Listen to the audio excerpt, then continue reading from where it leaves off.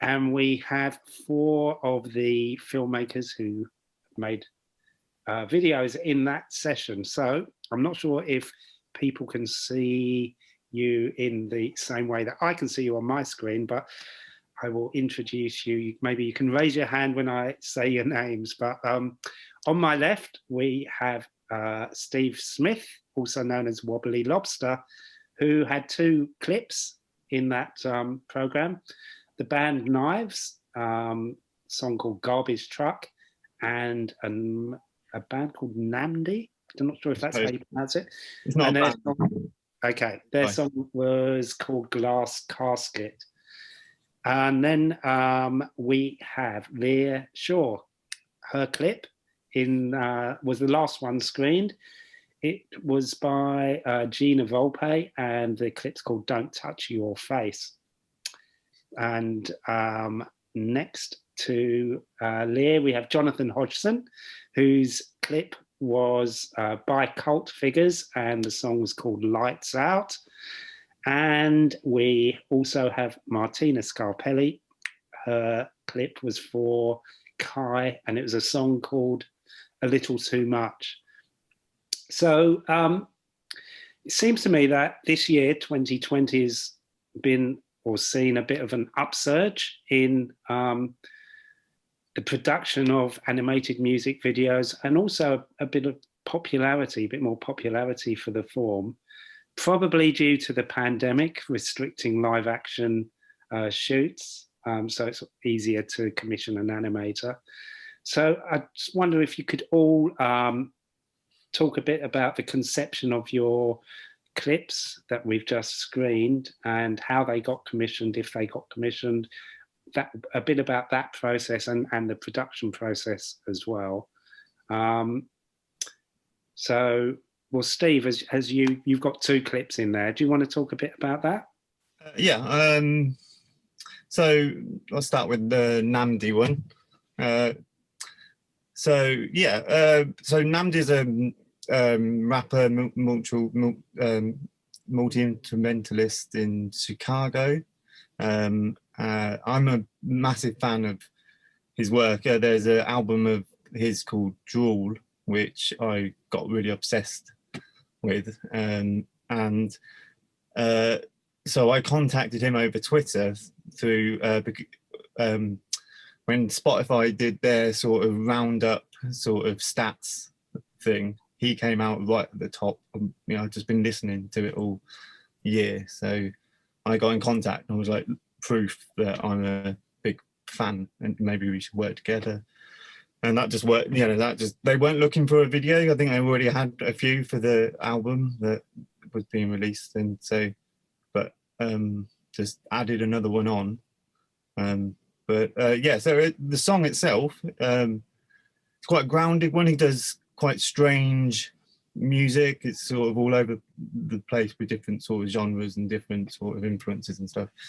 But this one's quite grounded, and so I just quite wanted to keep it sort of centralized on him, and it's sort of about his sort of relationship with his deciding to go down a creative route and do music, and how that might sort of not necessarily be financially viable and might have a knock-on effect for his family and loved ones and stuff. And I think the song's about him sort of working that out and stuff, which he ultimately, I think, come to a conclusion that it was worth doing.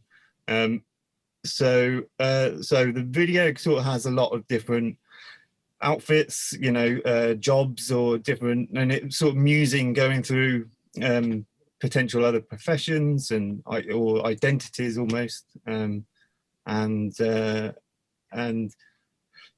he's sort of like, I guess in the video he's quite melancholic about it. He barely notices that it's even happening, and it's so I guess that's it's not really connecting with him throughout the whole thing. And then it gets a bit more surreal as towards the end, where you got like things like him as a cheese and a gimp and things like that, which it just opens that up a little bit into sort of a bit more creativity and sort of so yeah, so it's quite simple, you know, but just ran with, like, all the time. I run with what the song sort of is calling for, you know, how it's speaking to me and stuff. So and the other one, Band 9's video, again, similar sort of thing. Is I'm big fan of their work, and there's the vocalist on that in that band is Mr. J Medeiros, and he's Los Angeles, I think he lives in Paris. He's a rapper. He's in a band called Alter, who I'm a massive fan of them. I'm obsessed with them as well. So I contacted him and was like, at some point, let's work together, and just hit it off with him. Basically, did so he works on lots of different things. He's got different, you know, different bands and stuff. So and he gets picked up a lot to do vocals, do the rapping on things. And yeah, he's an amazing rapper, absolutely amazing. So so yeah, just jumped at the opportunity there. And so you essentially approached both of them. And did they give you complete artistic freedom to do what you like, or did they have much input themselves?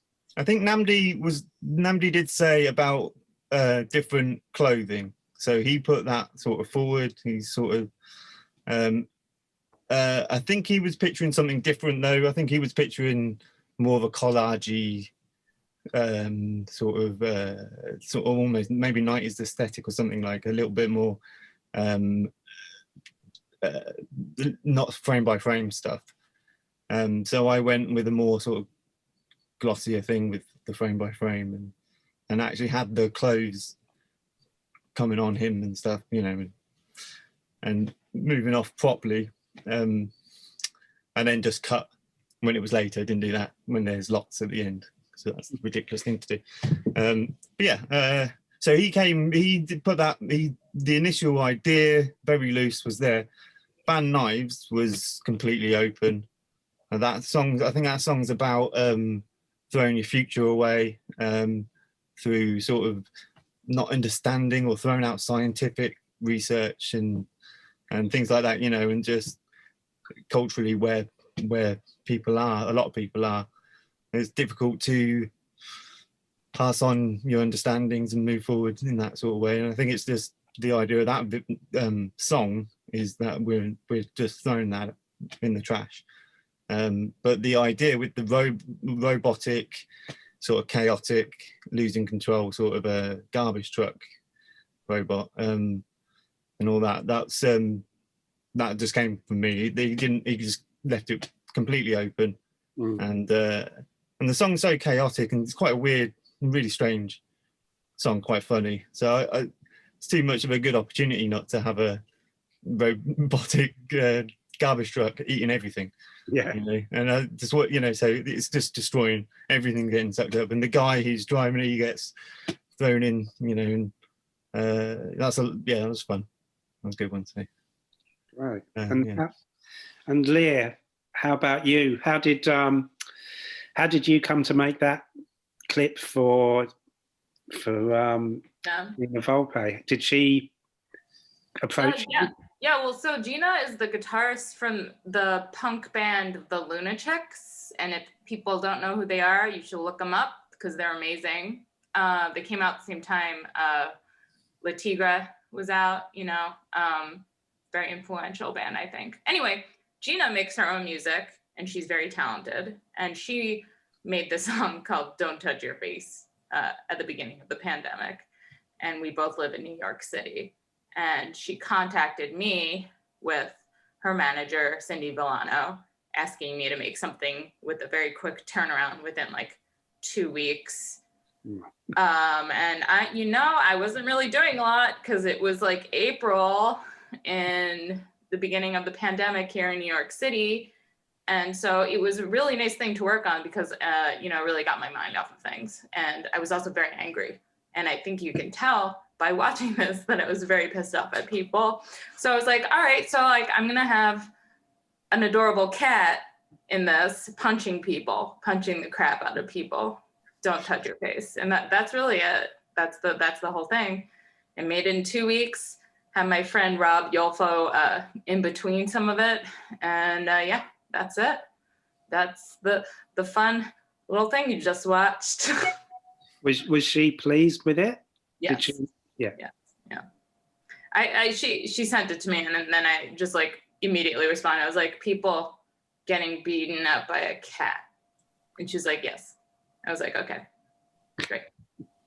And again, did she have any like input into the making it, or did she just essentially just leave you to your own devices? She essentially just let me do my thing. Though she herself is a very talented artist, like a visual artist. So, yeah. Great. Okay. And Jonathan, your clip, well, I know it's for your band, the Cult Figures, but tell us about how it came about. Is that the first clip you've made for Cult Figures?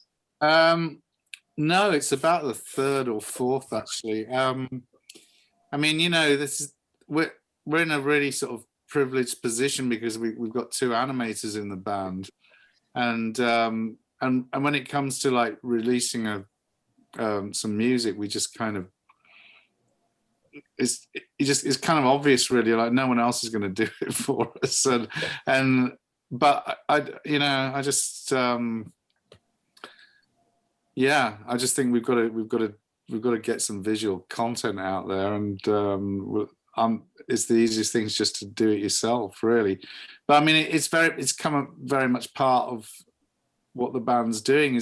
I almost feel there's not that much difference between the music and making the music videos and doing my own animation. It's all part of one big creative sort of stew in a way, and it's just like working with different people on different things. But yeah, I mean, I you know, I love working, doing different things and things that basically contrast, and so the music, like playing in a band, is completely different from playing from creating animation. But it's like when you can bring the 2 things together, it's really exciting. The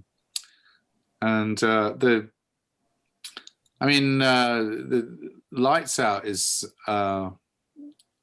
I mean, you know, I just started that thinking, like, well, we've got to do a music video, what can I do? And I didn't plan it, really. I just thought we got this, there's a rhythm to it, which is dun, dun, dun, dun, dun, dun, and it's like really easy to cut to. And so I just thought, so it's just started with a light going on and off, and it's just a very, and then I just kind of, each day I kind of had a different idea of what I was going to do, and I didn't plan it at all. But it was all kind of based around this whole thing of Gary, the singer, he had this kind of he had some health issues, and then ended up having a brain scan, and he had this shadow in his brain, and he was absolutely, like, he was in a state about it. And it wasn't kind of quite at the same time as when I wrote the song sort of slightly before he got this thing in his brain, but then it all sort of came together, and yeah, and so, but by the time I was making the video, we already knew that he'd had the brain scan and he'd had the test, and it turned out it was nothing. It was just like a I think it's called a cavernoma. It's something which is just like the cluster of blood cells. So it was like benign, but I mean, there was this kind of, you know, he had this kind of dread, and we all had it, really. We were all kind of slightly kind of concerned about it, and so it's all about that, really, and the sort of, you know, the fear of what we can't see but is kind of there. So that's the kind of theme of the video, and it's just done. I just did everything myself very quickly on using TV Paint, and yeah, very little planning, but just, yeah, but it's very fun to do. Are the other members of the band happy with what you did? Did they try to change anything? Nah. You know, you just I mean, it's just like you just do it, and then, yeah, it's all right. Yeah, it's not like I don't expect praise for it or anything. It's just like, you know, we all do our bit, and like Stuart's just done some amazing graphics for the band, and you know, everyone's doing their own thing, and you know, Lee, our bass player, does all like loads of the PR, and you know, there's Barney, you know, everyone has a little job. You know, Barney's just doing a lot of kind of publicity stuff, and yeah, and we've all got a sort of a role to play, and it's kind of yeah, it's a fun thing, really. And it's you know, you could say it's a vanity project, but you know, our age, but it's kind of actually a sanity project, because we're kind of it totally keeps you kind of, with all the craziness of what's going on in the world, it's just something where you can just meet and play music, and it's the best thing in the world, really.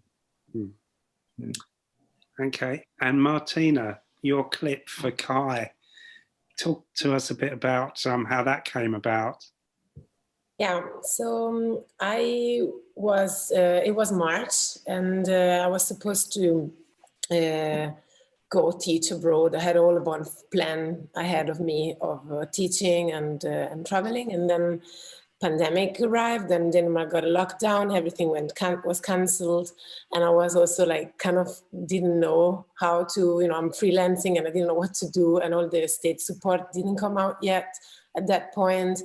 So it wasn't really a nice moment, but then this email came in my mailbox, and it was Dana Takako, who is the creative director of the music video, who contacted me about it. And I don't know, I never do a lot of commission work. For some reason, I was been busy doing something else. And I actually really was waiting for the good opportunity to try, because I'd like to do more. And so, yeah, it went really fast. Like, she dropped me a line about the song and sent me the song. I didn't know Kai before. So I heard the song, and I think the themes of the song and what the song was talking about, it was something that everyone can relate to, especially as a woman, I do relate to. So, yeah, I mean, it was just a nice opportunity. So I just got quickly back to them, and we had a really nice chat. And then they shared some of the ideas, I mean, not really ideas, but just like a little bit what they liked about my previous work that they wanted to be reflected in the music video. And so I knew already that, you know, they wanted a style of animation that was similar to what I've done in Egg, for example, or I knew that they wanted something really slow and sensual. So I knew that, it had to be kind of like, I couldn't just like do it quickly. It had to be done a little bit curated and spend some time on the animation. So I had a little team, and we also had a kind of like a closed, like a fast deadline. We had a couple of months to do everything. So I had, I had 3 team members, friends of, and part of the collective that helped me a little bit with the animation. And then, it went everything really smoothly. Like it was fun. I loved the experience, and Kai was happy, and the other people here might think a couple of months is quite a generous amount of time to make your clips in, but no, it's great. So I think that at the beginning, when I heard the song, I kind of like pitched the idea as you saw it. So it was, we were quite lucky, and that everything went really, feedback were always positive. We didn't have a lot of retakes, and so we, these 2 or 3 months that we had were actually used quite well. Kai always, almost always liked what we did, and she always tried to kind of say, oh, this reminds me of that, and then she gave us input of kind of like little scenes that she thought could be expanded in a way that she would like more. And so we were constantly up, quickly working towards the final look and the script. So it was a fun process. So was it storyboarded? Yeah. It was. Yeah, we did storyboarded it, and we basically did a quick concept, and I scripted it, and then we worked a lot on the script, and then once the script was locked, we did a quick animatic, and then we had a couple of retakes on the animatic that she thought changed some scenes, and then that was it. I wonder, this is a question to all of you, but I wondered if any of the musicians wanted their faces or their images or themselves in the clips, and also in relation to other clips you've made before, how often do the musicians try to get themselves in them, and have you ever had to sort of like to fight to keep them out? I've done quite a lot of videos that have featured the artist in it. It's something I keep going back to, but I don't really get people asking me to do that. It's just sometimes it will just work for the idea, or it's not anything I'm particularly courting at. It's sometimes it just seems to work, and I don't know, it's something about putting the artist as an animation in the video is quite interesting anyway, because you make you focus down on it quite a lot. It's why would you animate the artist when you could just film the artist? You get a different thing. So like the Namdi video, was doing that because that's who it is, and is in it the whole time. But yeah, keep going back to that sort of thing. I quite like it, but I'm never asked to really do it. And it wouldn't always work. There's some things you want to keep well away. But yeah, I quite like something about. I quite enjoy it. Quite like lip syncing. I do quite a fair bit of lip syncing. It's not really asked of in animation music videos that much or anything really. So something about it sort of fascinates me. It's you can be quite expressive without doing much, and you can really draw you in to that character. That's me. Yeah. Anyone else? I think probably if people ask for animated videos, they're not kind of too bothered about having their own image. And if it's probably someone who's kind of making a lot of money because from their their image, probably the management company wouldn't even allow it to them to. They've got to be in the video. But like a lot of people are doing music videos. Like I did another one for someone else over the summer, and there was no question about it. He just wanted this guy asked me to do a music video because he liked my work, and there was no question about him. It would be absurd almost to have said, "Oh, and can you put me in it, please?" I don't know. It's not. I think usually people, when they want music videos with using animation, they're kind of a bit more imaginative than that. I don't know. Yeah. So what is it about the music video format that you think is good to work in? Anyone? Well, I don't want to keep talking, but the great thing about it is that it's over in about 3 minutes, and or even less. So it's a quick in and out of a production. You're not tied up for a year on it, and you can get lots of ideas while you're doing it. Usually, there's no money, so what you have got is creative freedom a lot of the time, and so you can try things out, and you know, you don't really have to think that hard about it, because you know the music's already there. You don't have to kind of think of you don't have to write a script, or you kind of do, but you don't have to. The concept is already there for you, so you just kind of adding another layer onto the whole concept. And so you know, music videos for me, I think are quite fun and easy things to do, but still really challenging, and you can kind of explore some new territory and try out something if the person who's commissioning you isn't like too fussy about what you're doing. It's there's a lot of freedom in it. As I say, if there's no money, there's more freedom. So yeah. Leah, you've made other music clips, haven't you, apart from this one? You're on mute, I think. This is my first animated music video. I've made live action ones. One will hopefully be released sometime soon. I don't know when, but I actually filmed it in my apartment. So it's very pandemic chic.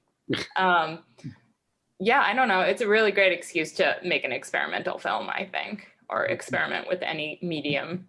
And, you know, like Jonathan said, you know, it's a great way to just make a cool film really, really fast, especially when there's no budget. You have more say in it, unless there's a label involved. Yeah. So, and if there are any aspiring animators out there who actually really want to get into making music videos, is there any advice that any of you would give to someone that wants to make something in that field? Make sure you're comfortable. I did my back in, probably stooped over, animating too much, you know. So exercise, move around. I need better equipment, so I've got a larger screen, so I don't have to be as forward. So yeah, I've put my back out. So you know, a comfy chair is important. I think the whole music video thing, I don't know what it's like in other countries, but in the UK, I think it's almost been a way into the industry. And loads of my students over the years have they've done music videos, like whether they've just kind of, you know, while they're still on the course, or when they're just leaving, it's kind of the first thing they kind of do to actually have a portfolio of commercial work. And then sometimes they move on and do other things, or sometimes they stay doing music videos. But it's a pretty easy thing to do if you're prepared to work for very little money or nothing. I mean, I know like loads of people, I mean, not just my students, but other people who were setting up after college, and they just approached people that they liked. Like I think Stephen said he's just approached people, and I'm not sure whether they're ever, you can't really guarantee they're going to give you any money, but maybe Steve could sort of say more about that. But I mean, if you approach someone and say, I want to do a music video, most of the time they'll be only too happy to let you do it. So it is a good way of adding to your portfolio, essentially, you're saying. Yeah. I mean, there's so many bands out there, so many people making music, and there's a need to have visuals to go along with it. So even if it's visualizers or a lyric video, because it needs to go on YouTube, you need something. So you don't even need to be a massive band to still need or have the desire to have some visuals to go along with it. So someone might not have much budget or anything, but they still probably want something, you know. And if you go to someone, like in these two examples, I just took a punt on it and asked them, it just turned out well, you know, and that's just sort of chance. Most of the time that's timing, you know. If they're in the position to need something because they're releasing something, they might say yes. If you've got a back catalogue that you know makes them, a lot of time it's sort of if it's sort of risk assessment. I think a lot of the time there's a tipping point. If they feel worried about giving you money to do something, they won't give you as much, you know. And if you and the more you do, the more you can prove yourself, and the more comfortable they are in giving over more cash and stuff. But you've got to sort of, with the money, you've got to sort of play that game a little bit, and you know, try and like chop it off at the bottom as you move up the budget, and try not to go below a certain amount as you go up. But you know, it comes in waves. You know, it's a self-employed, potentially very natural situation, isn't it, where you can dip in and out. In it's like buses, they all come at once, and you know.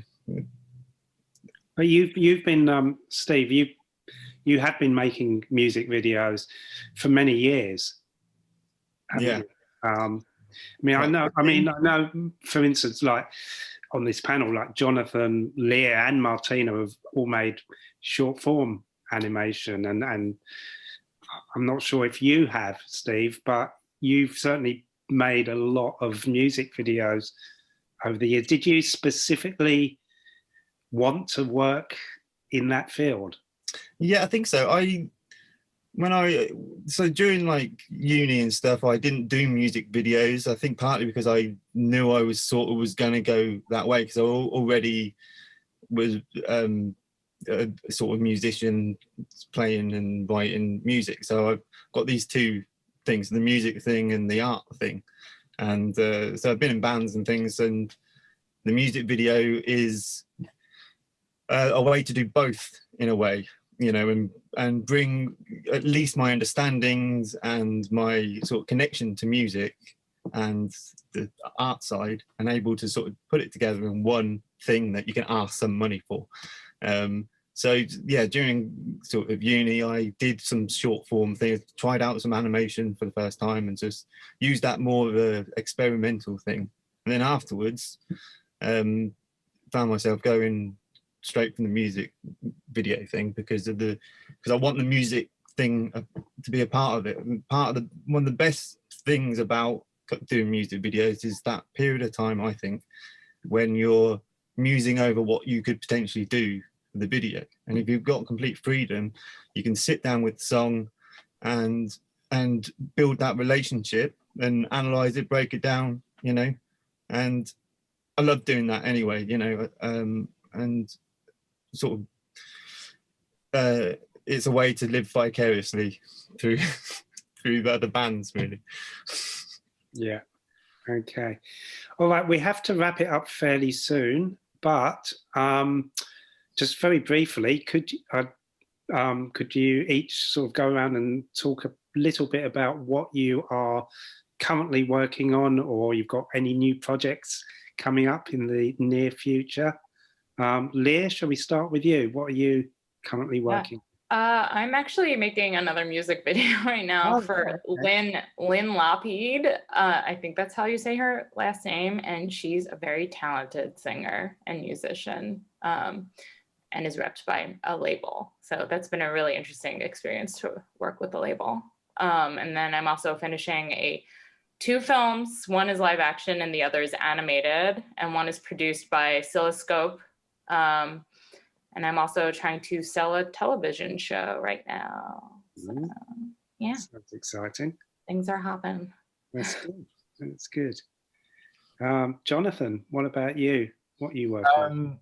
Well, I kind of sold my soul to education, like in a way. Like this year, I just thought, I'm not going to make anything. I'm just going to get through this year and see how it goes, because it's so insane. But I've got a project which I'm sort of kind of just thinking about now, but it's to do with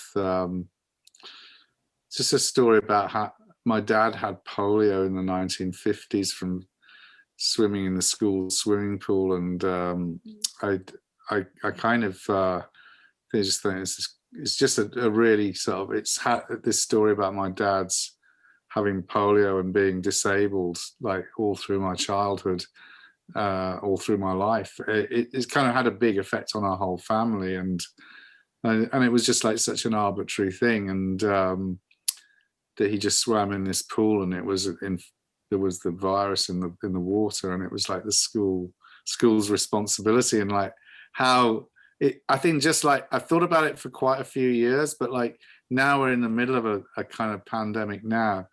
There's a kind of almost a connection with what's going on now and then, and how like something can happen and like just out of the blue, and it just changes everything. And so I've been quite interested in this idea. So this is something I'm sort of developing at the moment, but I'm not quite sure how I'm going to do it. I'm just sort of in a very kind of relaxed sort of way. I'm interviewing my dad and just talking to him about that experience and what, because he ended up in an iron lung, and the whole really sort of, it changed his life so kind of dramatically at the age of 14, and it was just like a stupid thing that happened at the school, that they didn't turn the water purification in the swimming pool, and so it's kind of, anyway, so that's kind of what I'm thinking about at the moment. Yeah. Okay. Martina, how about yourself? I am working on a very ambitious thing since a few years now. I'm working on an animated feature-length opera, and I don't know if I'm gonna ever pull it off, but right now it's like I'm writing and slowly developing it in the free time. I try to cut myself like a week, a month to work on it, but it's not always happening, so I'm a little bit slow. And but yeah, I'm close to have a first decent version of a script / libretto. And yeah, I'm often coming to in a world before COVID, I was often coming to London to see the opera, because I think it's one of my favorite things to do there. And on the side, I'm actually gonna, I haven't started yet, but I'm gonna work on a VR, virtual reality music video for a jazz orchestra next year. And I don't know what's gonna happen, but I'm actually quite excited about it. And then I'm also illustrating a video game that is almost, that's a project that is almost done. So yeah, all little things. So several different mediums and all animation. And I'm always, cooking some short films in my head, but nothing is ready yet to be done. Right. Okay. And Stephen, what about you? What are you cooking up? Well, just finished a music video for a musician called Antonio Sol. And that's like, it's sort of black and white. I sort of rotoscoped a little bit over stock footage of people. So it's all loads of lip syncing, lots of different people all the way through. So very simple sort of thing, just using the song and the vocals and the lyrics, which is very inclusive and sort of positive. Let's treat each other better, and all that sort of stuff. So just that's going to be released maybe in the next few days. And I'm going to be jumping on to another Namdi video for a different band called Monobody that he's in, which is more sort of math rocky. It's instrumental, and that whole album influenced by what he told me was influenced by like butterflies. And so for this video, what I'm going to do is sort of visualize the music through the movement of the butterflies, and so it sort of tracks. I think I sync a lot. And I use the song and the structure and the dynamics of the song, and I visualize a lot of that and sort of have that as the you know, as the framework. So so doing that, and actually thinking about other sort of short form things. There is a non-music video stuff that I'm looking to do, and I want to write and animated comedy is actually an area that pushing forward. But you know, it takes so much time to add that sort of stuff on, animate and write. And there's no money on the writing side. That's just a personal project. So it's a very slow. So we got a lot, you know, work with other people on that, and we've got a lot of ideas, but it's difficult to find the time to not be animating, you know. Yeah. But yeah, busy. It's good. Cool. Well, hope to see those videos at next year's festival. So send them in. Okay, we have to wrap this up now. But thank you all very much for being part of this talk and being part of the London International Animation Festival. And tomorrow night is the best of the festival, and we will be announcing a best music video as well, which is part of the best of the fest screening. We can't reveal the winner here yet, but you will be able to find out tomorrow night. The best of the fest screening is at 5:25, and then all of the winning announcements will be on our website from about 7 o'clock in the evening onwards. But once again, I'd like to thank you, our guests, for being part of this talk. So huge thank you to Stephen Smith, also known as Wobbly Lobster, and Leah Shore, Jonathan Hodgson, and Martina Scarpelli. So thank you all, and see you again soon. Thanks. Bye.